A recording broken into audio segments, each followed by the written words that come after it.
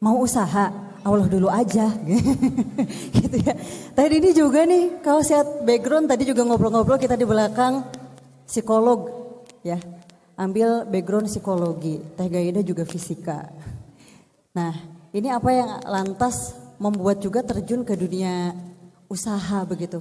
Ada kuliner, kalau saya lihat di bisnis baju juga ada gitu. Kemudian di tengah kesibukannya yang juga di dunia entertain dan kajian musyawarah begitu kan bersama suami, itu bagaimana awal mula ada ide untuk terjun ke sana dan menghadapi tantangan-tantangannya? Ya, alhamdulillah sebenarnya aku usaha itu dari suami. Awalnya Mas Dimas yang memang bikin ide, kayaknya kita bikin baju yuk, karena Mas Dimas itu sering lihat aku setiap bikin baju. Kalau mau ada acara aku pasti desain sendiri gitu, karena aku mikir aku nggak mau sama orang gitu. Jadi pengen beda gitu kan. Ya udah akhirnya setiap mau ada acara desain sendiri. Terus Mas Dimas bilang ya udah kenapa kita nggak produksi baju aja sih, kenapa cuma pikirin buat sendiri gitu kan. Tapi awal mula aku usaha itu adalah baju koko dan alhamdulillah masih jalan sampai sekarang. Itu tahun 2011. Kalau dibilang waktunya, Masya Allah Ibu lebih lama lagi ya. Mesti kita banyak belajar banget dari Ibu Feni. Itu awal mula karena suami ngajakin, ya udah kita jalanin sampai sekarang alhamdulillah berjalan. Yang tadi Ibu bilang, kalau misalnya hambatan itu pasti ada aja. Penjualan itu kan kadang-kadang juga naik turun gitu kan. Dan mungkin pernah kejadian kalau aku sempat mengalami naro bahan itu atapnya bocor jadi bahan aku basah gitu kan. Wow. Itu memang benar-benar itu salah satu cobaan yang kita rasain saat itu. Ya benar yang tadi Ibu bilang, jangan diinget-inget, ingetnya yang bagus-bagus aja. Ingatnya berpikir, oh mungkin ini ada pesan dari Allah, apa sih, kenapa sih gitu kan. Itu membuat kita berdua jadi introspeksi lagi, kekurangannya apa dan di mana gitu. Jadi dilupain aja tapi diambil sisi positifnya gitu. Oke, jadi selalu mengambil sisi positif dari setiap kejadian. Nah, Teh Gaida juga nih Teh. Ini Teteh gimana Teh dari fisika ITB gitu kan. Jolwe, terus ngedesain. Bagaimana awal mulanya Teh? Cek dung dung. Ya awal mulanya pokoknya Gaida mah yakin apa yang terjadi dalam hidup kita sekarang memang itu takdir yang udah digariskan Allah.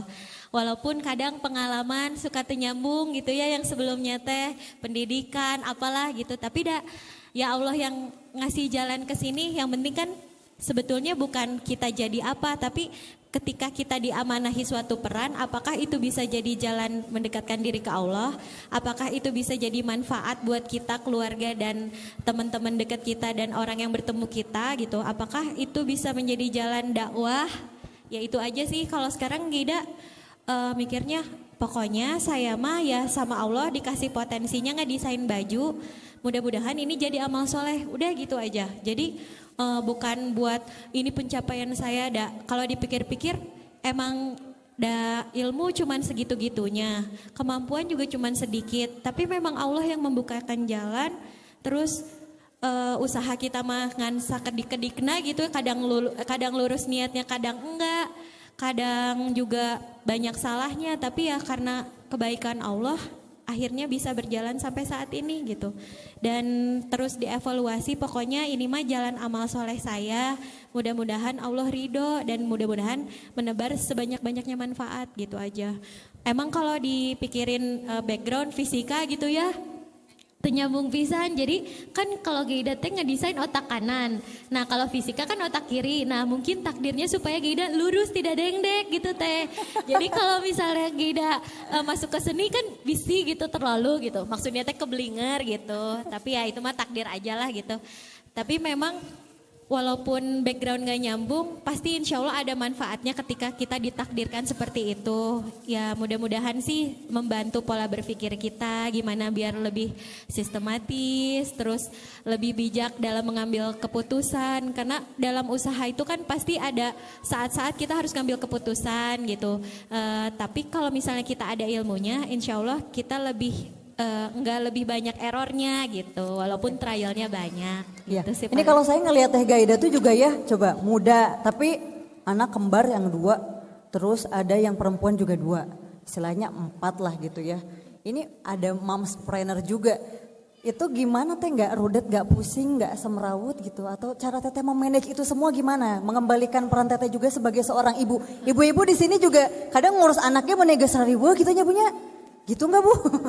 Gitu. Nah ini Teh Gaida gimana memanage itu semua? Kan masih kecil-kecil juga nih. Kayaknya yang di sini juga ada yang pernah ngelihat Gaida sharing-sharing, jadi udah tahu meren jawabannya apa, pasti itu jawabannya. Jawabannya satu sih, hubungan kita dengan Allah didahulukan dan juga hubungan kita dengan Al-Quran itu jadi Masya prioritas. Allah. Jadi kalau misalnya ada yang bilang, aduh nggak sempat ngaji, saya teh sibuk banget, Tah, ya itu Allah teh. itu tuh rugi banget Iya, ya, karena dengan kita mendahulukan interaksi kita dengan Al-Quran, amanah sebesar apapun yang ada pada diri kita, itu yakin deh Allah yang ngurus. Jadi ketika kita mendahulukan Al-Quran itu, kan ujian kita mah pasti sama aja ya, tiap hari itu sebetulnya tantangan kita tuh ya gitu-gitu aja gitu. Memang itu ujian kita jatahnya. Tapi dengan kita mendahulukan Al-Quran, satu, pola berpikir kita jadi lebih efektif. Yang kedua, memang Allah yang ngatur, jadi dituntun aja gitu kita menyelesaikan permasalahan tuh memang Allah yang tuntun gitu. Dan itu Masya Allah kerasa banget. Dan Gaida juga selalu naro Al-Quran di pojokan rumah Teh. Karena kan lumayan sih 4 anak tuh, ya gitulah ya. Ini juga tadi pagi Teh masak dulu, naon lah gitu nyiapin anak-anak sekolah, biasa ngemandiin lah apa. Tapi seru. Iya, seru banget. Terus sempet tadi Teh bersin-bersin, alah mau ngisi acara liur kepala gitu. Tiba-tiba datang suami, pegel, dibalurin dulu tadi Teh. Tapi kan kalau dipikir-pikir itu Allah yang ngegerakin suami kan, tiba-tiba datang. Terus yang tadinya Gaida bersin-bersin dibalurin, jadi enggak gitu. Jadi memang benar-benar Masya Allah. Sebetulnya kita mah nggak bisa apa-apa tanpa pertolongan Allah, itu aja sih Teh. Baik, Masya Allah, Allahu Akbar. Semangat nih ya Bu ya, ibu-ibu tidak ada kata terlambat untuk memulai usaha kalau mau berusaha. Nah tapi kalau mau mulai usaha juga kayaknya nggak afdol kalau nggak ada modal, betul tidak? Kopontren DT punya solusinya. Nah ini ngomong-ngomong tentang modal yang sudah 31 tahun Bu di dunia bisnis. Ibu dulu dapat modalnya gimana Bu, berapa Bu? Modalnya teh Modal nekat? bakating. Oh. Bakating.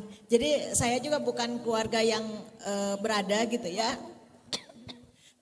Saya anak yatim gitu.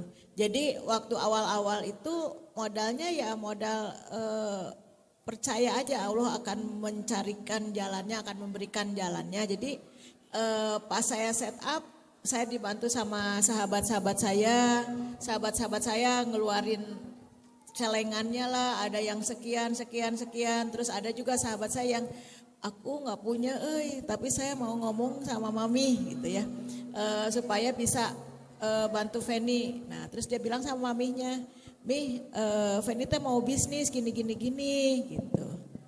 Oh Feni, kalau ke Feni mah mami percaya gitu. Nah jadi minjemin uang karena mami percaya. Terus juga mentor saya di Salman juga ngasih support, minjemin, terus dosen juga minjemin gitu. Jadi modal saya mah sebenarnya dipercaya aja, jadi nggak punya apa-apa. Nah dari situ terkumpul 7 juta. Bisnis Saat awalnya itu tuh Bu, begitu. 7 juta itu luar biasa Bu, tahun berapa itu Bu? 31 tahun yang Wow. lalu.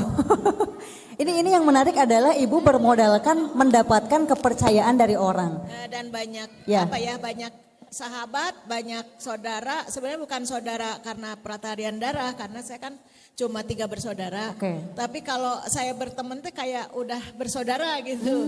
Saking akrabnya, baik. jadi tahu neneknya, tahu kampungnya gitu. Baik. Nah ini yang kadang tidak dimiliki orang lain sebagai modal sosialnya Bu, mendapatkan kepercayaan. Nah kan orang minjemin teh nggak akan ujuk-ujuk.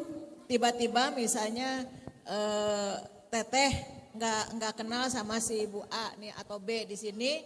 Terus tiba-tiba ibu A atau B ini mau pinjem uang ke teteh. Kan teteh juga ragu kan belum kenal ya. Betul. Nah tapi kalau saya sama sahabat saya udah tahu di mana rumahnya, udah tahu siapa neneknya, kakeknya, dan juga udah tahu kalau saya biasanya minjem pensil, minjem naon gitu dibalikin gitu ya.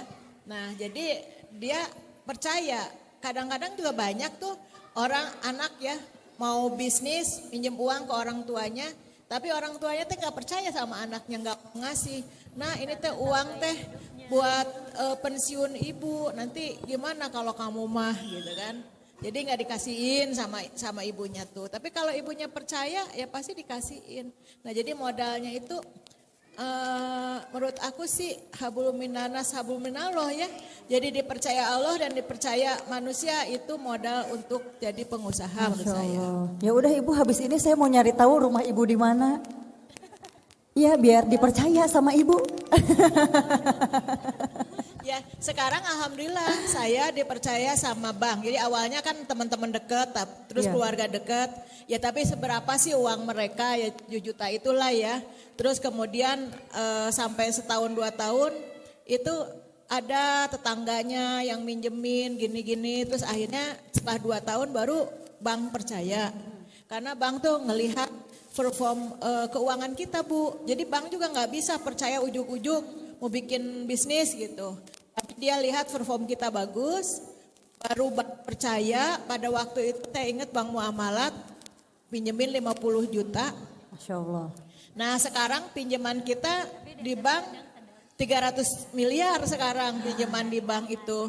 Dan bank selalu menawarkan mau tambah gitu. Nah tapi kita kan sesuai ya dengan yang diinginkan. Nah jadi secara profesional juga kalau kita perlu modal kita harus dipercaya sama bank. Nah percaya sama bank itu ada kolateral, terus ada apa namanya administrasi keuangan yang baik seperti itu ibu-ibu.